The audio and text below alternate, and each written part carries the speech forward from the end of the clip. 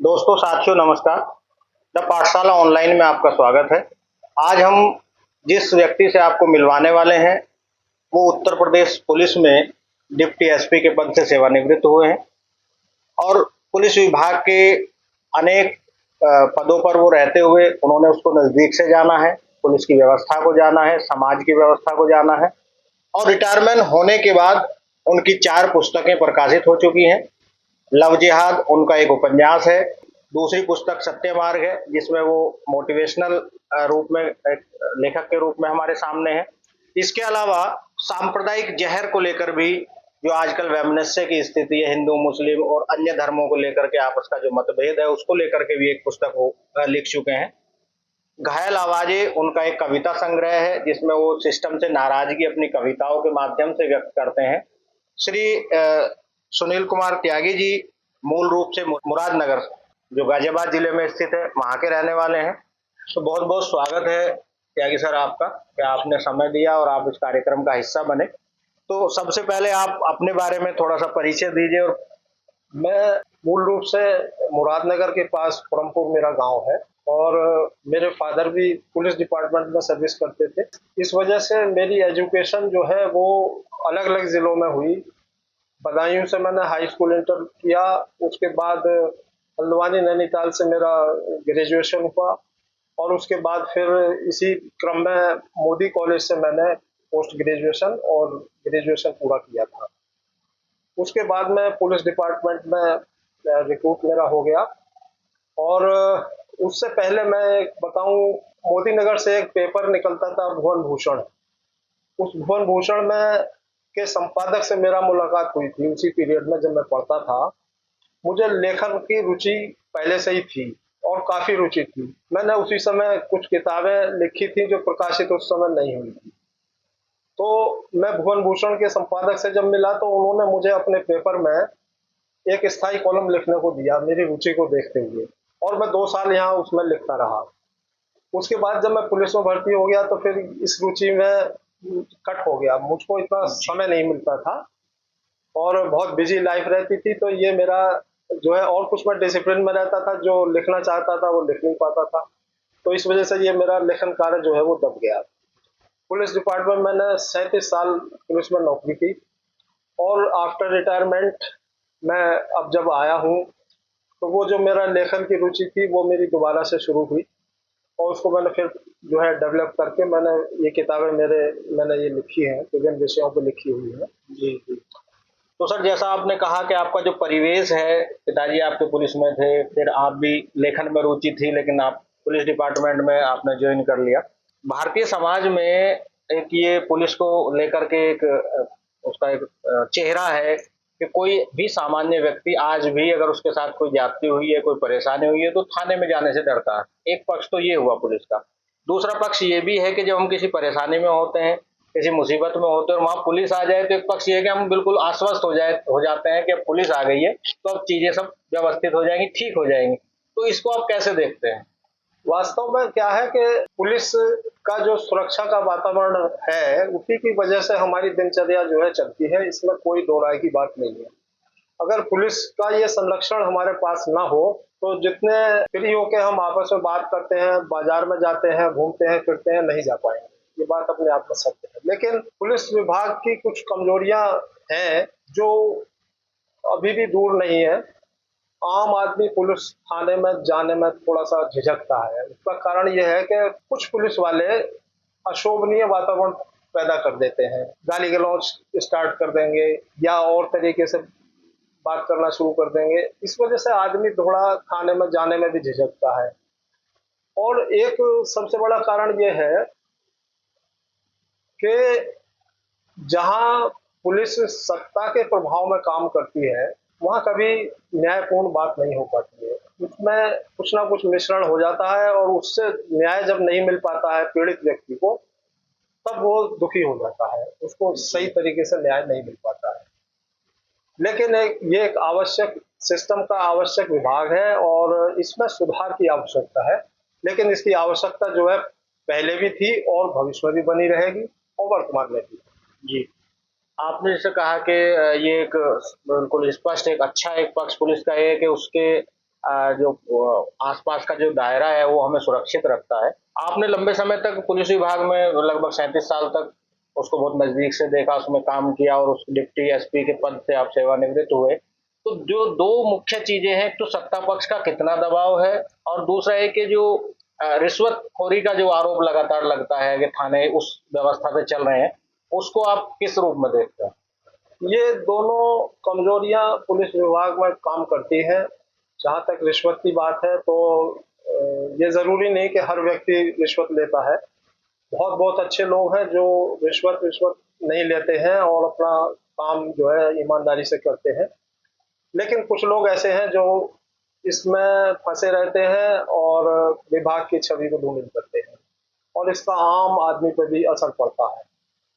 और जहां तक सत्ता की बात है, ये हमेशा सत्ता जो है वो अपना प्रभाव जो है पुलिस पर डालती है, क्योंकि सत्ता अपनी मनमानी को, उसके पास कोई और दूसरा साधन नहीं है, वो पुलिस के माध्यम से ही अपनी मनमानी जो है प्रखर रूप से करती है।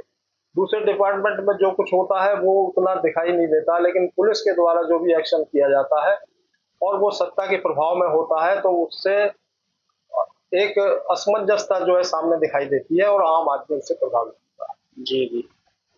आप लगातार मैंने जैसे पहले कहा पुलिस विभाग में जुड़े रहे, 37 साल तक कार्य किया। अगर आपको ये लगता है कि कुछ 2-5 सुधार जो बहुत लाज़मी हैं, वो किए जाने चाहिए, तो आपके हिसाब से वो क्या होंगे पुलिस विभाग में? सबसे पहले तो जो पुलिस विभाग में सुधार होना चाहिए वो ये होना चाहिए कि हमारे कर्मचारी जो छोटे लेवल से हम रिक्रूटमेंट जिनका हो रहा है, सिपाही हमारा सबसे छोटा जो है कर्मचारी होता है, वो वेल एजुकेटेड होना चाहिए और उसको पुलिस ट्रेनिंग कॉलेज में ही वो एजुकेशन दी जानी चाहिए कि जो उसके व्यवहार को प्रभावित करे।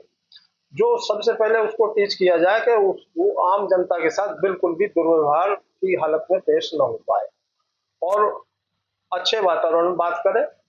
जिस तरीके से हमारे पास कोई आता है उसकी आवभगत का ख्याल रखें, उसकी बात को जो है तन्मयता से सुने और फिर उसका निराकरण करने का प्रयास करें। ये चीज आनी चाहिए, जी। जिसका थोड़ा कमी है विभाग में। इस पे ध्यान देने की आवश्यकता है। जी, जी। आप उस स्थिति में रहे कि कुछ सुधार आपके स्तर से हो सकते थे, तो आपने उस पद पर रहते हुए कितनी जो है इसकी कोशिश की, प्रयास किया कि वहाँ तक कुछ सुधार हो जाए, आपके स्तर से? हाँ, मैं इस परिप्रेक्ष्य में जहाँ-जहाँ भी मेरा तैनाती रही, तो मैंने लोगों की जो संरक्षण, जो लोगों की हेल्प, पीड़ितों की हेल्प करने की कोशिश की। मैंने पूरी ईमानदारी के साथ और मजबूती के साथ उनकी हेल्प की और उसका नतीजा ये है कि वो लोग मुझे अभी तक फ़ोन करके बातचीत करते रहते हैं, चूँकि वो इस चीज़ से प्रभावित हुए थे। मैं एक उदाहरण के रूप में बताऊँ कि मैं शिकोबाद थाने में इंचार्ज था। वहाँ एक एसडीएम थे राम सिंह और दोनों ही हम इस क्षेत्र में काम कर रहे थे। तो उस समय गैस एजेंसी में वो ब्लैकमेल जो किया करते थे ताकि लोग बहुत पीड़ित थे जी। और उस वजह से हमने उसमें तकड़ा एक्शन लिया और एक्शन लेने की वजह से उस आदमी ने हमको और एसडीएम को मरवाने के लिए, हत्या कराने के लिए उन्होंने उनसे कांटेक्ट किया और वो फिर इत्तेफाक ऐसा हुआ कि उन आतंकवादियों की बरेली में आके वो टिके थे और वहाँ पुलिस से मुठभेड़ हो गई जिसमें वो मारे गए थे और एक आदमी पकड़ा गया था, जिससे वो चीजें खुली, उन्होंने इंट्रोगेशन में बताया और तब जाके जो है उसकी इंक्वायरी वगैरह हुई और वो लोग फिर पकड़े गए उसमें। तो हमने जो है किसी बात की चिंता नहीं की और अपने हिसाब से हमने जितना न्यायपूर्ण कार्य कर सकते थे हमने किया। जी, जी। तो ये कहीं न कहीं आपने चूँकि नज़दीक से देखा और जो माफिया है वो कितने हावी हैं और पुलिस पे भी जो और एसडीएम जो इतना बड़ा पद है, पुलिस थाने पे भी वो हमला करने की या उनकी हत्या करने की साजिश रच सकते हैं। तो क्या उसका असर परिवार पे भी कुछ होता था जब इस परिस्थितियों में आप रहते थे? चूंकि मेरी नेचर इस तरह की थी तो मैं तो निर्भीकता से अपना काम करता था और मेरे अंदर एक जो है मजबूती ये थी कि अंदर से मैं मानता था कि इसमें कोई गलत चीज नहीं है और जनता की सेवा के लिए हम आए हैं, जनता की सेवा हमें मजबूती के साथ करनी चाहिए। लेकिन जब कभी ऐसी बातें परिवार सुनता है तो परिवार को थोड़ा सा चिंता तो पैदा होती है कि तो ऐसी चीजें होती रहती हैं। लेकिन आप रिटायरमेंट के बाद धीरे धीरे वापस उसी दुनिया में आ गए जो आपके मन का काम था। आप लेखन में आ गए, पढ़ने लिखने में आप आ गए, और जैसा हम देख रहे हैं आपके पास वेद, कुरान और इन सब का हिंदी अनुवाद है। आप स्वाध्याय भी करते हैं और पुस्तकें भी लिखते हैं। तो इसी का ये परिणाम हुआ कि जब आपने वहाँ बहुत सारी ऐसी घटनाएं देखी और समाज के लिए आपको कुछ मन में करने का है, तो आपने एक एनजीओ भी रजिस्टर कराया। तो उसके बारे में थोड़ा सा बताइए। हाँ, तो 2018 में आफ्टर रिटायरमेंट जो है मैंने एक एनजीओ रजिस्टर कराया, प्यार की दुनिया के नाम से। और इस एनजीओ में करीब 125 150 बच्चे जो है वो निःशुल्क जो है पढ़ाए जाते थे। और एक सिलाई कढ़ाई बुनाई केंद्र खोला था, जिसको मेरी पत्नी ने उसमें काफी सहयोग किया, वही उसको चलाया करती थी। और बच्चों को पढ़ाने के लिए हमने टीचर लगा रखी थी और सिलाई सिखाने के लिए भी, और पत्नी हमारी जो है उसको एडमिनिस्ट्रेट करती थी। तीसरा, हाई स्कूल और इंटर क्लास बच्चों को मैं बेसिक कंप्यूटर ट्रेनिंग मैं खुद दिया करता था। ये करते थे। और एक छोटी सी लाइब्रेरी मैं मेंटेन करता हूँ, बच्चों को किताबें मैं यहाँ से फैसिलिटेट किया करता था। तो ये हमने जो किया। और इसके लिए अमूमन जैसे सुनने में आता है कि लोग एनजीओ खोल के फिर कहीं से एड लेके और वो सब करते हैं। लेकिन मैंने इसका मैनेजमेंट जो है, मुझको पेंशन जो मिलती है तो मैं अपनी पेंशन से ही इसको मैनेज करता हूँ। टीचर की सैलरी वगैरह मैं अपनी पेंशन से ही देता था। अब हम ये आगे बढ़ते हैं इससे कि आपके दो पक्ष हुए जीवन के। पुलिस में अलग अलग तरह से आपने काम किया और बहुत सारी उस तरह की घटनाएं भी आपको जीवन में मिली। उसके बाद आपको लगा कि रिटायरमेंट होने के बाद में समाज हित में कुछ किया जाए, तो वो आप एनजीओ के माध्यम से कर रहे हैं और उसका जो खर्च है वो खुद वहन कर रहे हैं, अपनी पेंशन या अन्य जो आपके व्यक्तिगत स्रोत है। इसके अलावा जो आपकी 4 पुस्तकें हैं, उसमें एक उपन्यास पे पहले हम बात करते हैं, लव जिहाद। ये किस तरह का उपन्यास है? ये लव जिहाद आपने सुना होगा। आजकल जो है मीडिया में उसमें जरा सी कहीं कोई घटना होती है तो लव जिहाद का नाम बड़ी जल्दी आता है।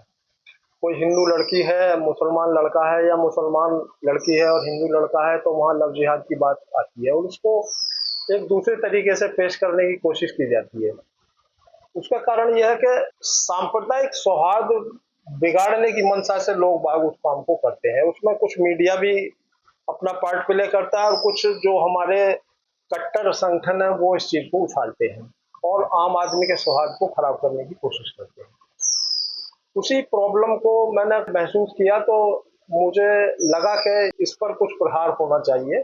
क्योंकि अपराध कोई अपराधी करता है तो वो जो है व्यक्तिगत रूप से उसका अपराधी होता है, पूरी कम्युनिटी जो है उसकी अपराधी नहीं होती है।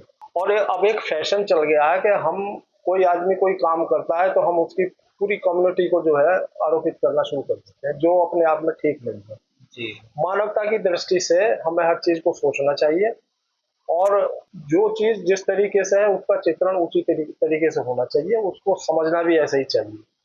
और हम हर अच्छी चीज को भी बुरी तरह पेश करें, ये कोई अच्छी चीज नहीं है। जी। और इसी विषय को लेकर मैंने जो लव जिहाद ये नॉवेल जो है लिखा है। जी। जी। और काफी कुछ इसमें मैटर ऐसे हैं कि जो हमने अपनी रियल लाइफ में थानों में और उसमें आते रहे हैं, मैं उनका भी वहाँ से समावेश संदर्भ है किया इसमें। है। हाँ, तो एक तरह से कह सकते हैं कुछ कुछ घटना इसमें यथार्थ हैं जो आपके जीवन में कुछ आई, वो यथार्थ है और कुछ कुछ काल्पनिक है। इसी से संबंधित एक आपकी दूसरी पुस्तक है, मैं कहूँगा विषय लगभग यही है, सांप्रदायिक जहर। जी। तो ये भी लगभग वही है जो संप्रदाय में वैमनस्य है। हाँ, सांप्रदायिक जहर में मैंने जो हमारी स्थिति खराब, इस समय वातावरण को जो खराब करने का प्रयास किया जा रहा है, इसमें कहना चाहूंगा मैं कि ये जो सत्ता का जो परिवर्तन हुआ है उनका केंद्र बिंदु चूंकि यही है, यही उनका बल भी है, जिस बल पे वो सत्ता चल रही है और इसी बल पे वो सत्ता पर काबिज भी हुए हैं। और वो इसको चूंकि जिंदा रखना चाहते हैं तो उनके प्रभाव से कुछ ऐसा एलिमेंट पैदा हुआ है जो बराबर जो है इसको हवा देने की कोशिश करता है। और उनकी तरफ से इसमें कोई रुकावट इसलिए नहीं है कि वो सत्ता उनकी बरकरार बनी रहे, तो वो इसको जीवित रखना चाहते हैं। जी। तो मैंने उन सारे कारणों को इसमें उजागर किया है, किस वजह से और कितना फर्जी तरीके से भी जो है इस चीज को उछाला जाता है। मैंने उसकी रियल पोजीशन को इसमें लिखने का प्रयास किया है। जी। आप इसके अलावा फिर कुछ आपकी कविताएं भी हैं जो घायल आवाजें नाम से प्रकाशित हुई हैं। तो वो घायल आवाजें कहीं जो जो सत्ता या पुलिस में रहते हुए आपको लगा ये उनकी आवाजें हैं या व्यक्तिगत आवाजें हैं? मैंने आफ्टर रिटायरमेंट कुछ ज्यादा देखने में आया और पुलिस विभाग में रहने के दौरान भी काफी चीजें महसूस की मैंने। अब मैंने देखा कि लोगों के घरों को बुलडोजर से जो है गिराया जा रहा है। मैंने अकेले में बैठ के बहुत सोचता हूँ कि आदमी किस तरीके से घर को बनाता है, पूरा जीवन उस पर लग जाता है, छोटा सा घर वो बना पाता है, और कोई उसको आके एकदम गिरा दे तो उसको कितनी तकलीफ होती है। और देखने में ऐसा आया कि कोई ऐसा कारण नहीं है कि उसके घर को गिरा दिया जाए। अगर हम उसको माइन्यूटली देखेंगे तो शायद ही कोई घर बच पाएगा। जिस आरोप को लगा के उसके घर को गिराया जा रहा है, शायद ही किसी का घर बच पाएगा। कुछ ना कुछ लकुना हम निकाल लेंगे और वो घर सबके गिराने पड़ेंगे, लेकिन चुनिंदा घरों को गिराया जा रहा है। ये चीज अपने आप में गलत है। तो रेप की घटनाएं कुछ सामने आ रही हैं और सामाजिक विषमताओं की कुछ घटनाएं आ रही हैं, तो उन चीजों से जो मेरे अंदर थोड़ा सा ये था कि ये इनमें सुधार होना चाहिए, तो मैंने उस चीज को उठाने के लिए ये इसमें काव्य पाठ में मैंने जो है ये किताबें घायल आवाजें जो है इसमें मैंने उसका समावेश किया। तो आपने जीवन के कई पक्ष हमारे सामने रखे, एक पक्ष और है जो आपका है जिसमें आपने एक पुस्तक लिखी सत्य मार्ग। इसको मैंने अभी थोड़ा सा पढ़ना चाहा तो उसमें मिला कि अलग अलग धर्मों के बारे में आपने थोड़ा थोड़ा लिखा है। क्योंकि मैं आया तो मैंने देखा आपकी लाइब्रेरी में वेद हैं, कुरान है और अन्य अन्य धर्मों की पुस्तकें भी हैं।